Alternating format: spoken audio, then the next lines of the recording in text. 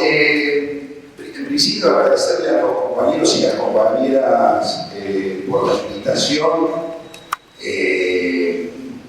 Yo creo que estos espacios en general son absolutamente fértiles. Hace mucho tiempo ya, con algunos de mis compañeros de carrera, hicimos varias intervenciones donde la gente en general escucha sobre historia argentina, debate sobre historia argentina, y siempre, absolutamente siempre, esos acontecimientos fueron fértiles, siempre, sin excepción. Entonces, bueno, me parece importante esta cuestión de la iniciativa que han tomado los chicos y las chicas de poder discutir un poco, charlar, dialogar un poco sobre nuestro pasado.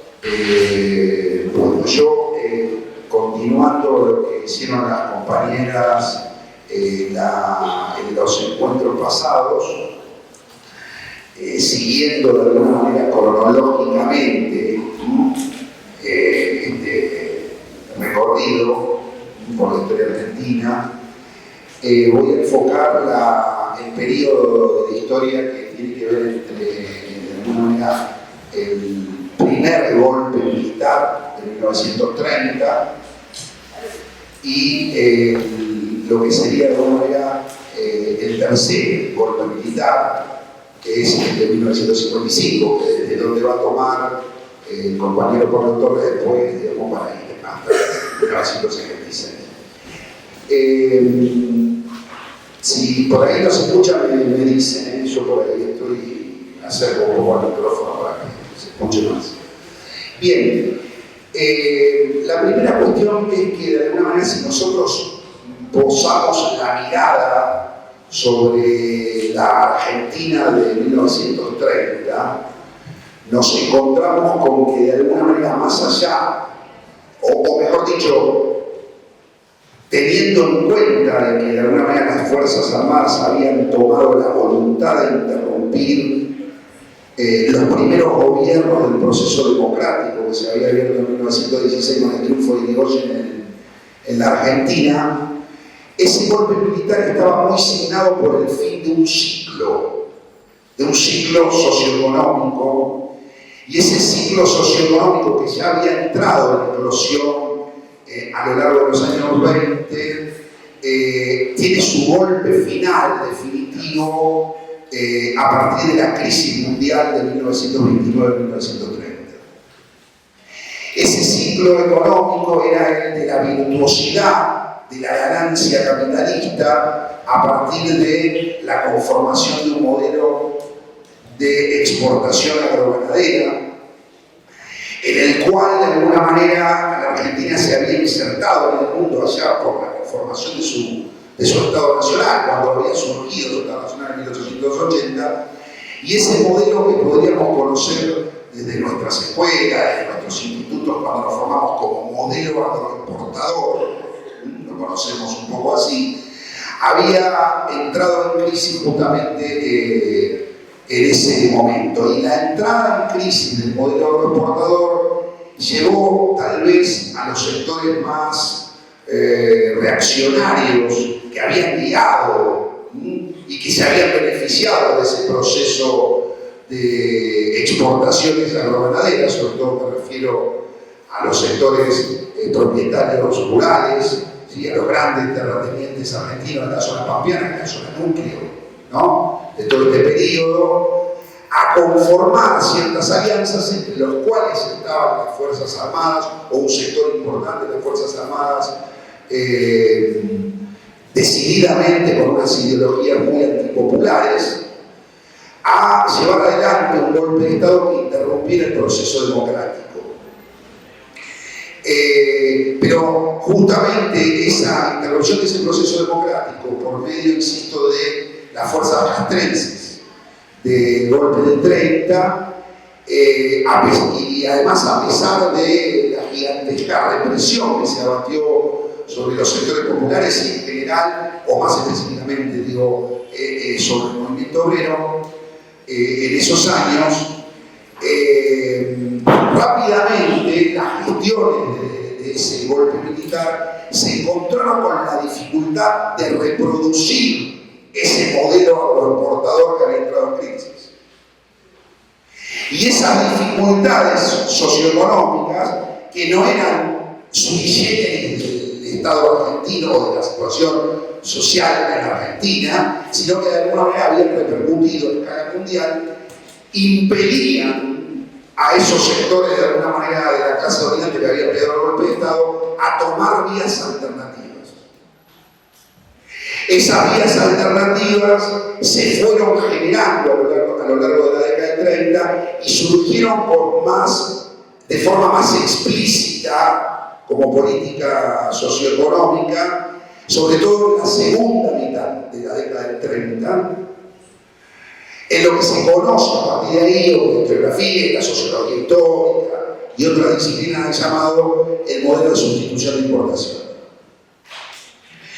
Es decir, muy a grandes rasgos, se trataba de un modelo donde en un primer momento sustituir aquellos bienes de manufactura industrial y de infraestructura industrial que servían para la creación, sobre todo de bienes industriales de consumo, pudieran ser sustituidos por capital y producción nacional, complementando aquellas, de alguna manera, divisas que por exportaciones, por el lado de las exportaciones, que provenían de ese ciclo agroganadero que se había caído a pedazos, pudieran aguantar hasta que, de alguna manera, el ciclo socioeconómico agroexportador volvieran a tener índices como había tenido en la década de 20.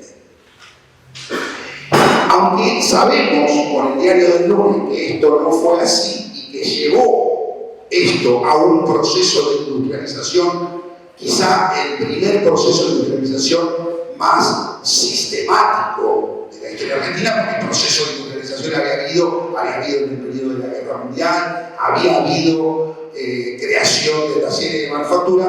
Lo cualitativamente distinto en este periodo histórico era que una parte importante de la renta argentina se destinaba ahora a sustituir procesos industriales, fases industriales que antes la Argentina importaba. Y ese desarrollo de sustitución de importaciones llevó consigo un crecimiento importante en algunas ramas de la industria.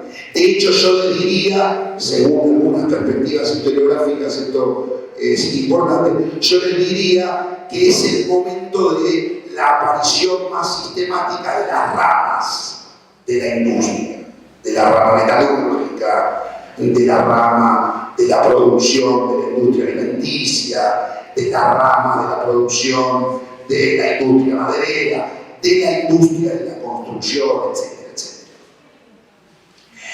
Y ese proceso de industrialización mediante sustitución de importaciones, que en un primer momento figuró en todo caso como un complemento hasta que el mal de la crisis amainara, terminó convirtiéndose en una nueva fase de acumulación distinta de la anterior, ¿sí? En el cual aparecían ahora corporaciones patronales que antes eran muy menores en el peso político de la sociedad argentina, como por ejemplo la Unión Industrial Argentina. La Unión Industrial Argentina cobra protagonismo, entonces, como entidad corporativa patronal que no había tenido en los periodos anteriores, acompañando de alguna manera concordante, digamos así, con la fase de crecimiento industrial que se estaba generando. Pero a la par y concomitante con esta situación, de alguna manera que sobre todo empiezan a verse los números los índices de crecimiento industrial, sobre todo, insisto, de bienes de consumo para el mercado interno, no solamente, pero principalmente bienes de consumo para el mercado interno, concordante con este crecimiento, insisto, de las inversiones industriales, nacionales y en menor escala internacionales, porque venimos de un mundo que se cierra a sí mismo, donde cae básicamente el conjunto de las transacciones comerciales internacionales. Por lo tanto, en general, las inversiones fueron sobre todo de ahorro o de escala nacional, muchos de ellos proveniendo de las inmensas fortunas que tenía, por ejemplo, algunos de los sectores agroganaderos, que se diversificaron, ¿se entiende? Se diversificaron hacia el área de la industria. No solamente, digo, hubo mucho ahorro que no provenía de ahí también en las inversiones industriales, sobre todo desde el 35, de la segunda mitad del 30 hacia adelante. Pero digo, concomitante con este desarrollo de las ramas industriales que aparecen con el modelo de sustitución de exportaciones, aparece y se fortalece, se renueva, podríamos decir, el crecimiento tanto de la clase como del movimiento obrero. Es decir, cuando hablamos de movimiento obrero, digo porque no todo el mundo tiene por qué saberlo, estamos expresando, en cierto sentido, dentro de las ciencias sociales y también, por lo menos de cierta historiografía que se pretende más o menos seria, estamos expresando la parte de la clase que tiene algún tipo de organización visible y que tiene y que ha tenido en ese desarrollo, entonces, por lo tanto, pretensiones ideológicas, organizativas, actitudes de organizar con sus camaradas determinados intereses. A eso nos referimos con el movimiento obrero y a eso en todo caso vamos a concentrarnos un poco en explicitar cómo es ese movimiento obrero para estos periodos que estamos desarrollando. Específicamente, entonces, en la década del 30 nosotros no podemos dejar de soslayar que casi unos 20 y pico de días posterior al mismo golpe de Estado ultra represivo que se había cernido sobre el país con el golpe del 30, en ese mismo año 30 confluyen determinadas corrientes del movimiento obrero argentino sin que todavía hubiera despegado este desarrollo industrial al cual nos estamos refiriendo, organizaciones, corrientes, podríamos decir, ideológicos sindicales que estaban nucleadas en centrales sindicales divididas, distintas, confluyen en un momento de unidad y se conforma lo que conocemos desde aquí hasta aquí en la Confederación General de Trabajo, ¿sí? En la CGT. En la CGT, entonces es producto, en todo caso, al principio de un esquema que nace como defensivo en el sentido de que el movimiento obrero intenta agruparse para defenderse de lo más agresivo que se avecina en función del golpe militar, pero también de la confluencia ideológica, podríamos decir, de ciertos sectores moderados. Allí había algo de la corriente que se conocía como sindicalista, allí había algo también de un cierto sector importante de la corriente socialista o del partido, o que de alguna manera adscribía al Partido Socialista, como por ejemplo lo que era la Confederación Obrera Argentina, era la COA, que era donde se nucleaba una parte del socialismo, aunque se dice por ahí que la COA no era estrictamente todo socialista, porque estaban, entre otras cosas, los sindicatos ferroviarios, sin duda alguna. En el periodo anterior al que estamos mencionando, que vamos a mencionar, los sindicatos más importantes de la Argentina, ¿no es cierto? En ese sentido. Bueno, esa confluencia que genera entonces la CGT sobre la década del 30 tiene muy rápidamente ciertos grados de negociación con el golpe de Estado, en un momento donde, entre otros fenómenos sociales, crece rápidamente la desocupación, ¿sí? En los despidos, la desocupación, la persecución sobre el movimiento obrero organizado y por lo tanto la debilidad de la CGT en su mismo nacimiento la obliga a negociar con la República. ¿Sí? Bien, es distinta la fase podríamos decir, el momento, la fase de organización y de politización, para decirlo más claramente, de este movimiento obrero que estamos mencionando, sobre todo a partir de coincidente con este momento de crecimiento industrial al que me refería en la segunda mitad de los 30. Y es porque de alguna manera empiezan a crecer en la rama de la industria más o menos beneficiada por el movimiento de sustitución de importaciones, tanto en número como en cualidad, la clase trabajadora en ramas como por ejemplo la industria alimenticia, sobre todo en la industria de la carne, la industria de la construcción, metalúrgicos, etc. Y es sobre todo en esas ramas industriales donde empezamos a ver de alguna manera una renovación de la organización sindical y de la organización política. En este caso, sobre la segunda mitad de la década 30, pese a la persecución y todo el abanico de represión que se cierne sobre el movimiento obrero, ya con el golpe militar y con algunos de los gobiernos cívico-militares que acompañaron al golpe del 30, crecimiento sobre todo de las organizaciones del Partido Comunista. ¿Sí? No quiero dejar de mencionar, de alguna manera, que en la segunda mitad de la década 30, el principal protagonista en algunas ramas, insisto, de crecimiento exponencial, como por ejemplo la construcción, o como por ejemplo la rama de la carne, digamos, las organizaciones comunistas logran un cierto éxito organizativo. Y esto se debe, o mejor dicho, no es la única clave explicativa de esto, pero es importante tenerlo en cuenta, de que los comunistas se encuentran, la habían ya formulado sobre la década del 20, pero en los 30 lo formulan de una manera mucho más explícita y logran ciertos éxitos en este sentido. Los comunistas habían formulado justamente la organización tratar de organizar la rama de la producción en base a la rama, no en base al oficio. Es decir, si nosotros nos trasladamos, a lo mejor las compañeras de la clase pasada hablaron un poquito de esto, si nosotros nos trasladamos a la década del 20 en general, por ejemplo, teníamos en la rama de la construcción a las organizaciones de los ebanistas, de los obreros del ladrillo, de los obreros de la madera, etcétera, etcétera, etcétera. Es decir, organizados por oficio. Los comunistas logran instruir a las células del partido para que empiecen a nuclear todos esos oficios en una rama propia. Tal vez el modelo está también inspirado en lo que había hecho la Unión Ferroviaria en el periodo anterior. ¿Por qué digo esto?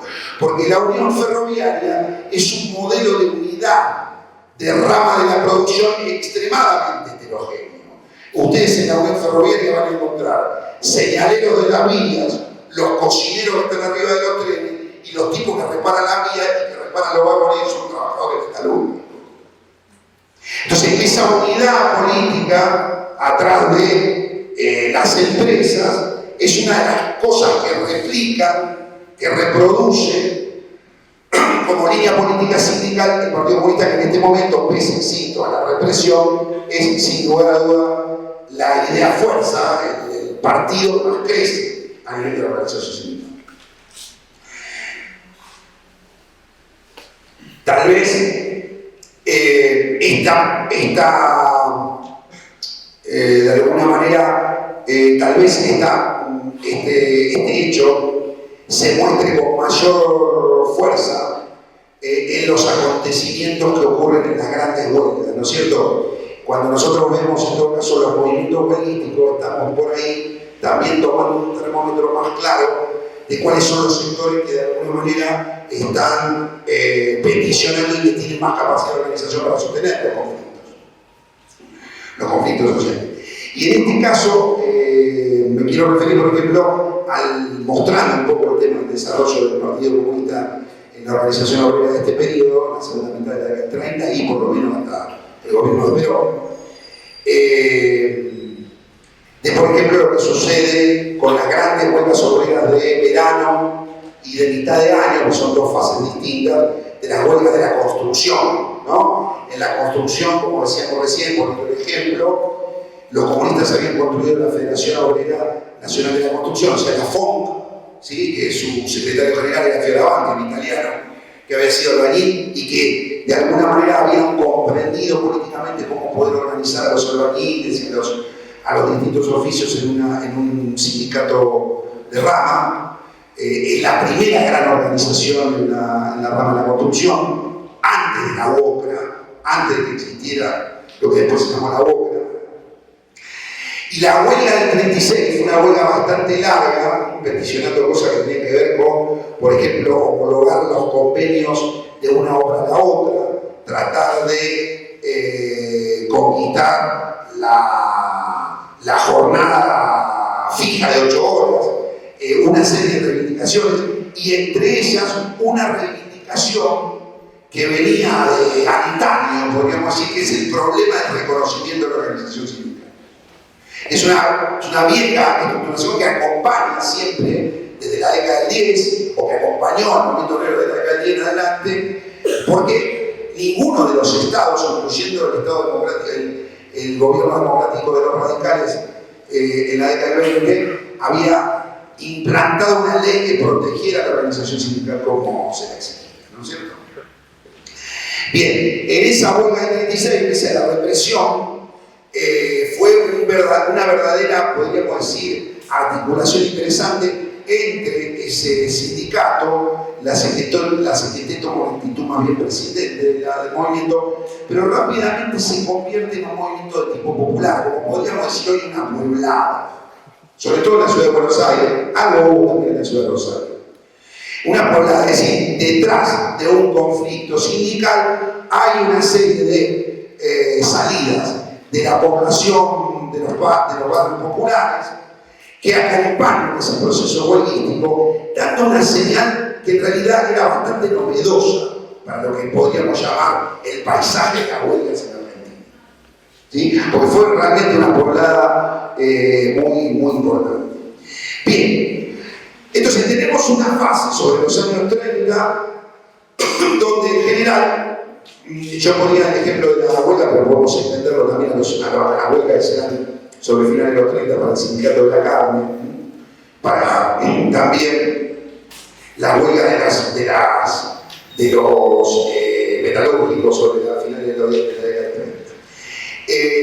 De todas maneras, lo que tenemos que pensar es que el movimiento obrero en este momento también entra en una fase de divisiones, y eso de alguna manera fue una constante en las primeras décadas del siglo. Yo creo que en cierto sentido el esquema que formula de alguna manera probablemente el peronismo, probablemente después, viene a saldar un poco esa cuestión de divisiones. Lo que pasa es que eso tiene un costo ideológico político también bastante fuerte. Después, en todo caso, ahora nos referimos un poquito a eso.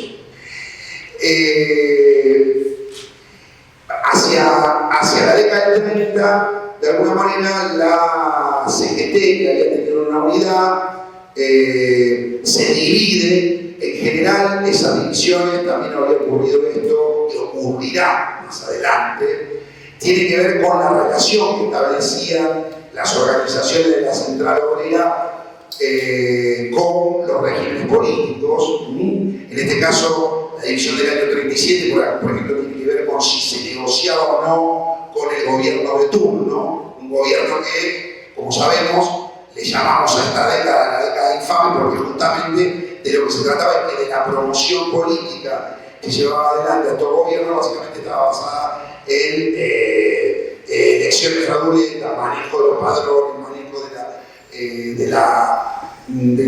una enorme cantidad de denuncias de corrupción respecto de esto, ¿no es cierto? Sí. ¿Eso ocurría en intendencia, en todos los niveles o era nacional? Sobre todo a nivel nacional. El gobierno de Guido, el gobierno de posterior son gobiernos básicamente nacionales, de alguna manera, que intentan controlar el Estado, donde las Fuerzas Armadas tienen un peso muy grande por atrás, basado sobre todo en movimientos y elecciones fraudulentas, ¿no?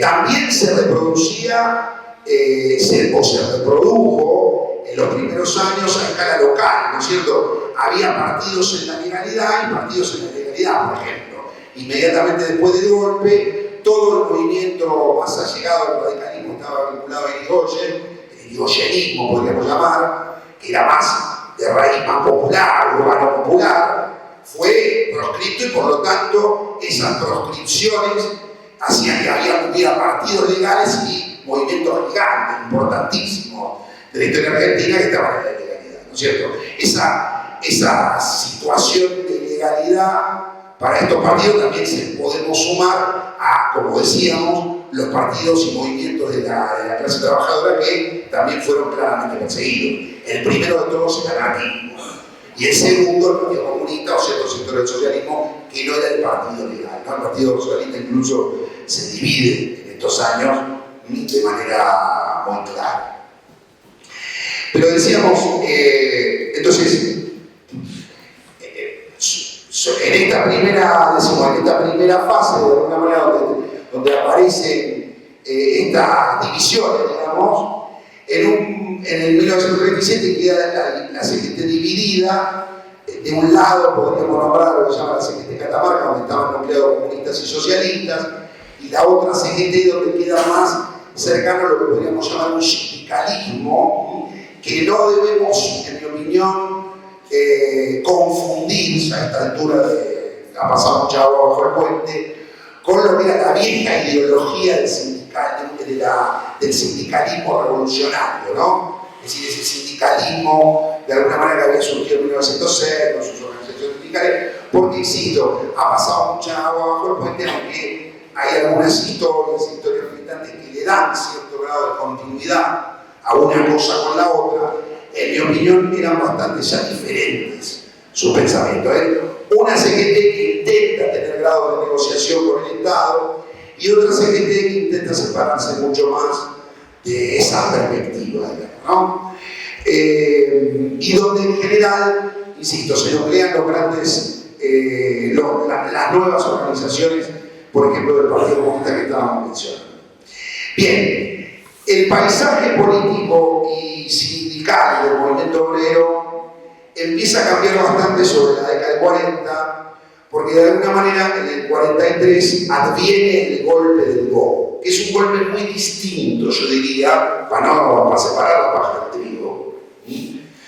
Eso, sí, dale más. Me gustaría, antes de pasar a ese etapa sí, si podría hacer una síntesis del papel que cumplió Forja en la década de 40. Ahí vamos a hablar de Forja cuando lleguemos al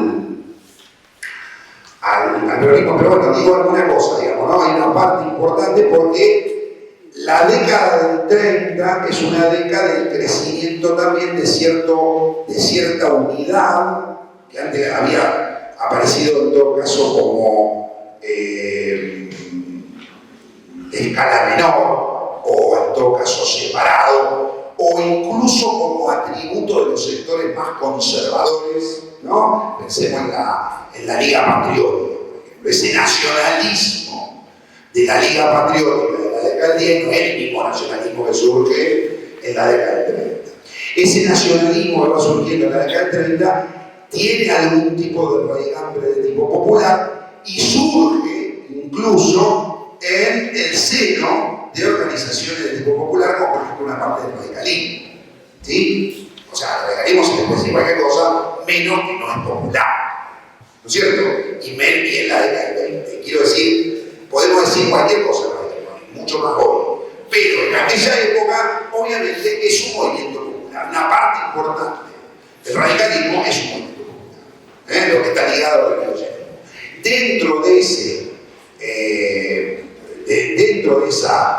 esos sectores, de alguna manera, urbanos, la clase media pobre, la clase media, surge, como preguntaba el compañero, el movimiento de Forja, que va a ir, Forja dentro del radicalismo, que va a ir moviéndose lentamente cada vez más a estar de acuerdo con el programa político, podríamos decir, del primer peronismo.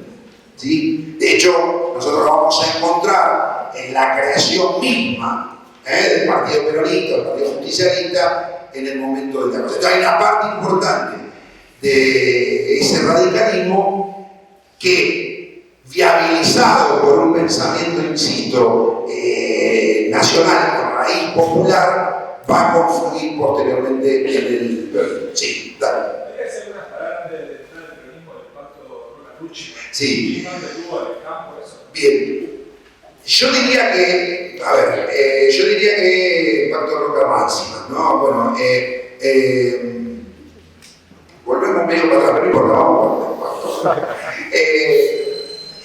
Bueno, a ver, yo al principio hablé justamente del proceso crítico por el que de alguna manera los sectores más encumbrados, podríamos decir, de los dueños de la tierra, de la agroganadería pampeana, que fueron y siguen pensándose como de alguna manera los dueños de alguna manera de la nacionalidad, donde se deposita la nacionalidad, la grande familia, digamos, que uno podría enumerar, están sufriendo, insistía con eso, un momento de enorme crisis en función de que justamente los compradores de esos productos agroganaderos, o sea, los países centrales, están pasando por la peor crisis que pasó el capitalismo en su historia. Y por lo tanto las exportaciones, ¿sí? Si va por ahí la pregunta, las exportaciones de esos sectores, por ejemplo de los que exportaban el enfriado de carne, ¿sí? Y que estaban ligados también al desarrollo de los frigoríficos en la década del 20, tienen enormes complicaciones para tener una cuota beneficiosa exportadora que los beneficie. El pacto Roca-Rucci tiene que ver con asegurarle, como manotazo drogado, diría yo, en última instancia, una cuota de beneficio. Esto también tiene que ver con arreglo con el Foreign Office de Gran Bretaña, mediando el Estado británico, digámoslo así, una cuota de exportación, ¿sí? De enfriado, de carne enfriada, de alguna manera por encima de también las deliberaciones del Parlamento argentino. Volviendo, insisto, o sea, sin que me diera ninguna ley en específico con esto, ¿estamos de acuerdo? Volviendo de nuevo a reproducir esto que hablábamos para la década del 30 de lo infame de la década del infame. En mi opinión no hubo una década en la Argentina que no fuera infame, pero esta es más infame, parecería que fuera más infame.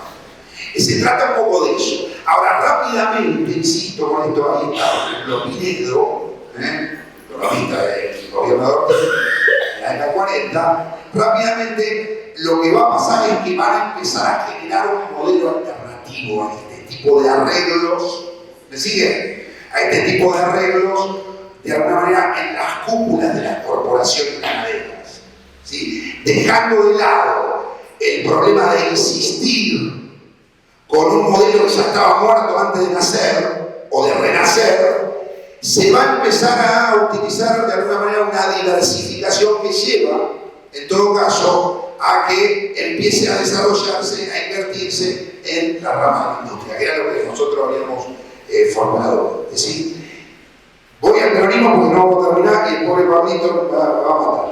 Sí, y los organizadores también. Vamos un poquito al tema de la secta. Bueno, a ver, en principio podríamos decir que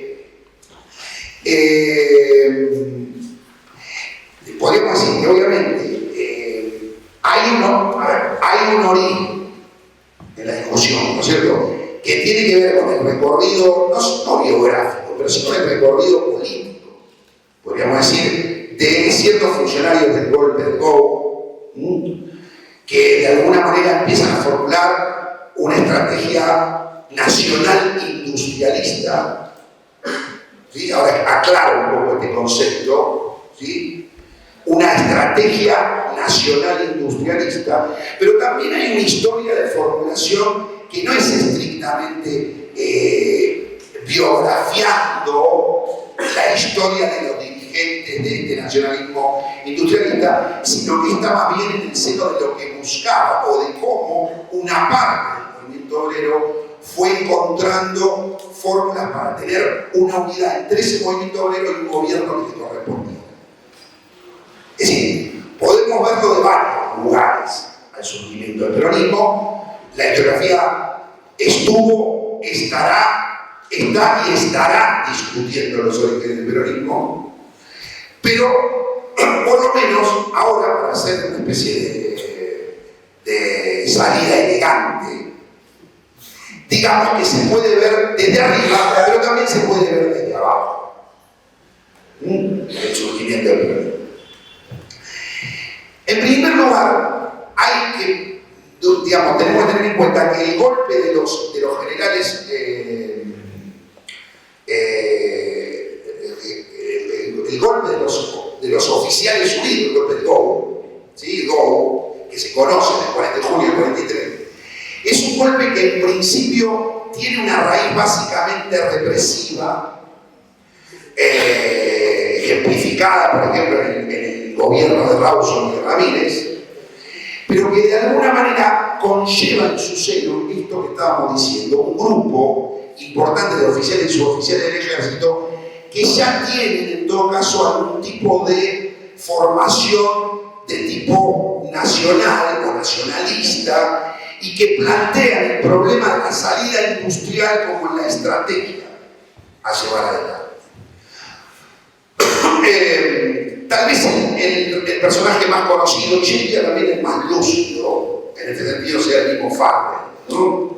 Que fue ministro del golpe de Ramírez, después de Plaza Ramírez, y del cual Perón era su secretario, ¿no? Así, del grupo, ¿no? El grupo de ese industrialista, en el cual se estaba pensando que si la primera fase industrializadora estaba más o menos cumplida en el sentido de tener una capacidad instalada, una forma de producción y reproducción del desarrollo industrial, había que profundizar por ese lado. Tenemos que tener en cuenta, obviamente, que en el medio está la guerra, pero no alcanza con explicar el problema de la guerra, ¿no? La guerra sirve para todo, una especie de explicarlo todo el tiempo. Bueno, no alcanza la guerra. También es importante pensarlo comparativamente con otros movimientos nacional populares que surgieron en el caso de América Latina y donde la guerra tiene importancia, pero no es el único factor. ¿Sí? Pensemos en el varguismo o pensemos en los movimientos de alguna manera que se dan industrialistas que se dan en otros países latinoamericanos, ¿no es cierto? Entonces, también está en ese camino. Ahora, lo que sucede obviamente con esta situación, pensando un poco en esa imagen que decía de arriba hacia abajo, obviamente este grupo industrial nacionalista, podríamos decir, que aparece con el golpe del GO, se va a abrir camino a partir de la segunda mitad, digámoslo, a partir del año 44, digámoslo así, cuando, insisto, Farrell desplace la parte más reaccionaria del golpe. Farrell desplace y se coloque en todo caso como presidente y Perón tenga en ese sentido varios cargos en ese gobierno.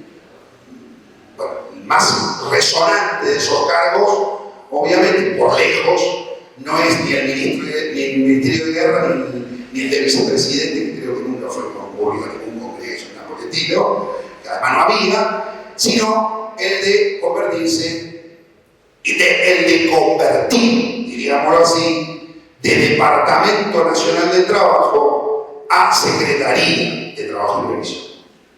Es decir, subir el estatuto que le da, en todo caso, el gobierno de Farrell a ese departamento histórico creado en 1906 que servía nada más que para estadística y para sacar estadística, ver cómo estaba la clase trabajadora y hacer algún boletín cada 6 meses, se convierte a partir de esto con el proyecto industrialista detrás en una verdadera Secretaría de Acción Política. Ahora, se puede ver de arriba y se puede ver de abajo. Y si lo observamos de abajo, el movimiento de origen, en realidad nosotros tenemos que ver que hacia la década del 40 hay un movimiento obrero receptor de una serie de programas económicos y sociales, lo que Juan Carlos Torres llama la vieja guardia.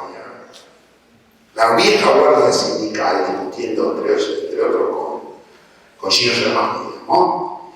Que es un poco una serie de dirigentes de la clase obrera que en realidad, dirigentes y organizadores, no solamente dirigentes, organizadores de la clase trabajadora, que empiezan a percibir la importancia de unir los procesos políticos nacionales y populares con determinada rama del movimiento obrero. No es que sean absolutamente lúcidos todo estos tipos, pero lo que quiero decir es que de alguna manera, si no entendemos que la participación de esa camada de dirigentes en diálogo con la Secretaría de Trabajo y Previsión conforma lo que sería el núcleo político ideológico del movimiento peronista, por lo menos en el primer año, no entendemos nada más que las situaciones siempre bajan de arriba para abajo y la gente recibe cosas. Entonces, esto tiene una doble articulación, por lo menos. En mi opinión, tiene una doble articulación. Hay una camada del movimiento obrero que es receptora y formadora del programa. Y entonces, en ese sentido, el papel que cumple de alguna manera los dirigentes, por ejemplo, de algunos de CGT1, CGT2, la CGT vuelve a estar dividida con el golpe, ¿sí? Que vienen, sobre todo, algunos vienen del sindicalismo, por ejemplo, Luis Gay, que es el telefónico, que venía de la rama del sindicalismo de los años 30, qué sé yo cómo llamarlo, ese sindicalismo, digamos que se oponían a cualquier tipo de discusión ideológico-política, que planteaban más bien salidas de tipo económica. Los sindicatos están para discutir salarios, los sindicatos están para discutir condiciones de trabajo, no para discutir política. Bueno, toda esta rama sindical también es alimentada por otros dirigentes que no son sindicalistas, sino que son socialistas, entre ellos Borlén, por ejemplo, o Pérez Leiró pasa a la oposición, pero Borlén iba a integrar el gabinete, ¿sí? Bien, esa confluencia se da sobre todo entonces en una política que desde las organizaciones sindicales empieza a confluir en una política social bastante lenta. Que esta Secretaría de Previsión toma en serio el problema de las organizaciones laborales y empieza a generar, por ejemplo, lo que se conoce en todo caso como una catarata de convenios colectivos. Alrededor de 700 convenios colectivos entre mediados del 44 y mediados del 45. Convenios colectivos que van cerrando con distintas empresas y con distintas ramas de la producción. Es decir, convenios que se hacen no en la rama total, porque esto todavía no existe, pero sí en distintas situaciones de empresas que de alguna manera los obreros están pidiendo determinadas reivindicaciones. Ahí se cierran convenios donde de alguna manera van a preexistir o van a ser los precedentes de alguna manera de la legislación de convenio colectivo que se da bajo el régimen peronista, ¿no es cierto? Pero también aparece, por ejemplo, la ley del peón en este periodo de la Secretaría. Es decir, dar algún tipo de posibilidad de organización y de satisfacción económica a lo que de alguna manera los peones rurales, digamos, que vivían en la casi edad media, ¿no? Bien, una serie de legislaciones previos al peronismo, como por ejemplo el problema de jubilaciones para el empleado de comercio, una serie de legislaciones. Es decir, el viento a favor figura entonces, a partir de este movimiento obrero, figura para que de alguna manera la gente se sindicalice. Entonces el crecimiento de la sindicalización es uno de los fenómenos más importantes, de alguna manera, que nosotros vemos en la actividad, ¿no?, de la Secretaría de Trabajo y Previsión. Es como ese llamado, ¿no es cierto?, a que el sindicalismo, o que una parte del sindicalismo forme la rueda maestra de un círculo virtuoso, de crecimiento industrial y de crecimiento del salario, de las condiciones de trabajo o de la conquista obrera, en la medida en que pertenecen a un determinado régimen político. ¿Sí? Bien, la historia es bastante conocida, la pueden googlear. La historia es bastante conocida, pero la destituir a la Secretaría de Trabajo y Previsión, obviamente la parte más reaccionaria de este país no soporta este grado de conquistas aceleradas que se está haciendo en el último año. Perón va a ir preso, va a haber movilizaciones de respaldo a su figura. Una parte importante de ese movimiento, de alguna manera también, va a estar planteando justamente la necesidad de la libertad de Perón, llamado elección, el fin del régimen corrupto, etc. Y sobre el 45 pues, sucede el famoso día del 17 de octubre, donde de alguna manera se pide por la libertad de Perón y la convocatoria final a elecciones para el año 46. Donde finalmente ese nuevo partido, que es el Partido Peronista, va a triunfar con alrededor del 52% de los votos, ¿no? Frente a todo, de alguna manera, un grupo de partidos y de sectores que se conoció en ese momento como la Unión Democrática, y en el cual estaba integrado por el socialismo, por una parte importante del comunismo y por los sectores de alguna manera del cambio, de las patronales, bajo también la ayuda o el incentivo que daba la embajada norteamericana. Ahí está, Springland, ¿no? Sí.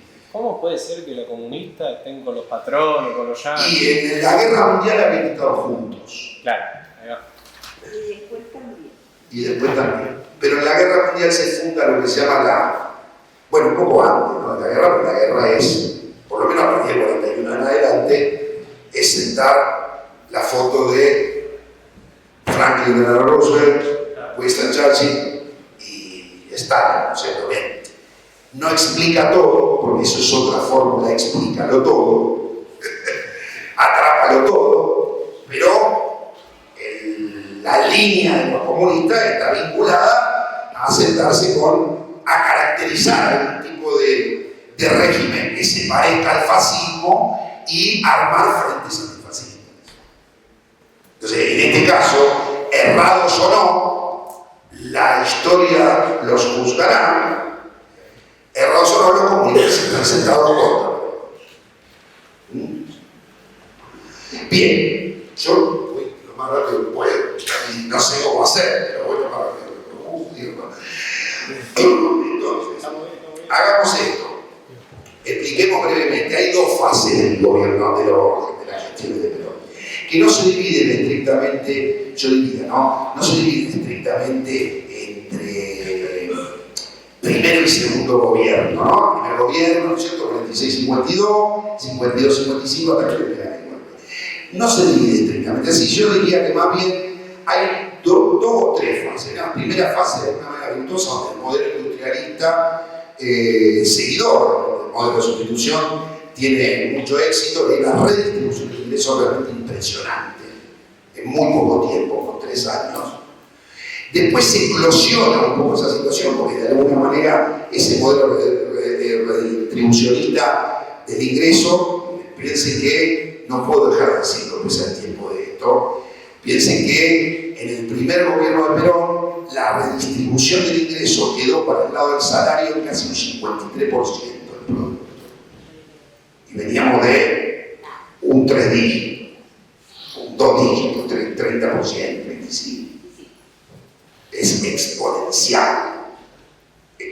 Por medio de salario directo, o sea, aumento de salario, o por salario indirecto, o sea, obra social, iglesia, aguinaldo pago, etc.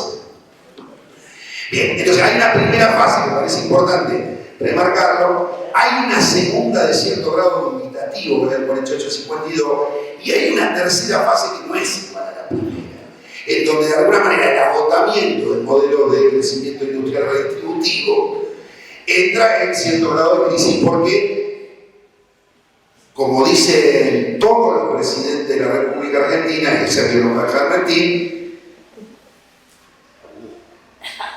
para redistribuir hay que producir. Y la capacidad instalada de crecimiento industrial entra en crisis a partir del año 51-52, de alguna manera, y las bases de consumo interno con lo que se sostenía, el modelo del peronismo, ven agotadas sus capacidades sin que haya posibilidades de alternativas de crecimiento de población, ¿no? Que es lo que va a intentar hacer y de llegada de capitales, ambas cosas, ¿no? De exportaciones y de llegada de nuevas inversiones que recalifiquen ese modelo industrial. ¿Sí? Bien, lo digo muy rápido, así que dejamos la palabra a Torres. Esa primera fase, insisto, es la fase histórica donde de alguna manera un movimiento obrero que en su gran mayoría, a partir sobre todo de la ley de asociaciones profesionales, que para mí es por lejos la ley más importante del peronismo, crea no solamente las obras sociales, sino una forma de organización sindical, ¿sí? Centralizada y obligatoria, ¿sí? Es decir, uno entra a la rama del metalúrgico y está obligado por esa ley, por la ley de asociaciones profesionales, a entrar en esa rama de la producción como aportante, ¿sí? a un determinado sindicato y a una determinada obra social. Eso, que era el salvataje, además, para una gran cantidad de población obligada, porque de alguna manera lo ponía al obrero en condiciones de gozar de salud, en condiciones de gozar de alguna manera también de beneficios de subsidios, etc., de la construcción de lo que fue, podríamos llamar el Estado bienestar en ese momento del peronismo. Es también, en cierto sentido, algo que llega mediando, insisto, en el año 52, empieza a tener problemas. Empieza a tener problemas de inflación, empieza a tener problemas de aumento inusitado del gasto público, de emisión monetaria, etc. En un momento donde todo eso no se podía suplir todavía con grandes volúmenes de exportaciones como para completar el saldo exportable, tener un superávit como se había tenido en la primera. Entonces, completo con esta situación, llegado el momento de la segunda elección donde gana el peronismo, las elecciones, de la fórmula Perón-Perón, ¿no es cierto? Perón, presidente, Eva Perón, vice, que va a morir, Perón va a morir rápidamente en ese primer gobierno. Nosotros tenemos una segunda fase donde de alguna manera el peronismo empieza a aplicar lo que podríamos llamar un plan de estabilización, en el cual de alguna manera hay un proceso de devaluación del peso argentino bastante importante, pero además empieza a tener relaciones para que vengan, ¿sí?, las nuevas inversiones, digamos, ¿no? Los arreglos con la Standard Oil de Estados Unidos, los arreglos para que las ramas automotrices desembarquen en el Gran Córdoba, los arreglos para que de alguna manera las inversiones en la industria química, en la zona petroquímica de Rosario y en el Gran Rosario, se empiezan a armar los polos industriales, en el cual seguramente mi amigo Pablo va a hablar un poquito también, supongo. Y esto de alguna manera tiene un cierto éxito si no hubiera mediado de alguna manera el golpe de Estado del 55. ¿Sí? El golpe de Estado es básicamente una profunda reacción que dan los sectores viabilizados por una parte importante de las Fuerzas Armadas, sobre todo de la Armada, ¿sí?, de la Armada Argentina, con el almirante Rojas a la cabeza, y una parte importante de las entidades patronales, del campo, una parte de la UNIA, digamos, la Iglesia Católica con papel central del golpe, la Iglesia Cristo, ¿sí? Y también ciertos sectores de las clases medias ofendidas de alguna manera por la forma de alguna manera que había sido tratado. Hay que decir una cosa, pero finalizo con esto, te lo juro. Tranquilo. Hay que decir una cosa, la transformación gigantesca que trajo de alguna manera el peronismo va a tener una dialéctica posteriormente difícil de volver atrás. Y una parte importante de la reacción en Argentina intenta volver atrás con el golpe de 30. Una parte, hay otra parte más inteligente. Pero también nosotros tenemos que pensar que el peronismo es rupturista, por lo menos en el seno del movimiento obrero, de ciertas organizaciones políticas que en los años 30, ¿sí?, y 40 habían tenido un desarrollo de crecimiento en la clase trabajadora, buscando de alguna manera soluciones de tipo revolucionario como el Partido Comunista, que también fue menguado por el peronismo. Si hay que decir todo, dice Kinfeld, dice que hay que decir todo, digamos todo. Bueno, que eso, que de alguna manera no es 100%, ¿sí?, benefacción de la clase trabajadora, como ningún proceso histórico es 100% benefacción, ¿sí?, aún los más benefactores. Y tampoco es 100% negatividad, como no lo es ningún proceso histórico, ¿no? Serio, si vos lo querés analizar con cierto viso de seriedad, al punto. Ahora, para chamullar, vamos a la verdura y echamos a ¿sí? Bien, con esto termino.